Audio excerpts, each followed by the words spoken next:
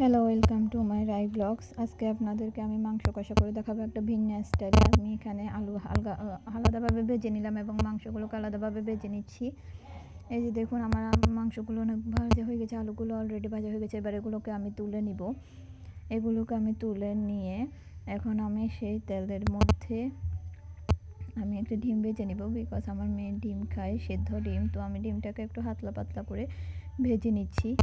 তো ভেজে নেওয়ার পর আমি একটা বাটির মধ্যে পেঁয়াজ কুচি, তারপরে যায় হালকা আদা রসুন বাটা, তারপরে যায় এখানে আদা রসুন বাটা পরিমাণ মতো নিয়ে দেবো, হলুদ, মরিচের গুঁড়া, হলুদের গুঁড়া, এখন আমি মরিচের গুঁড়া দিয়ে দিব, মরিচের গুঁড়া, তারপর এখানে আমি লবণ দিব, তারপর এখানে আমি মাংসের চিকেন মশলাটা দিয়ে দেব। রাঁধুনিটা আমি ইউজ করছি, এখানে রাঁধুনি গুঁড়ো মশলাটা দিয়ে এখন আমি কড়াইয়ের মধ্যে মশলা সবগুলোকে আমি ভালোভাবে ভেজে নেব।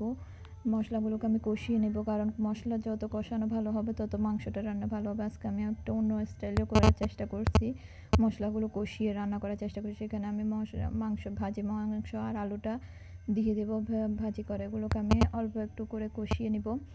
অল্প করে কষিয়ে আমি এখানে পানি অ্যাড করে দিব।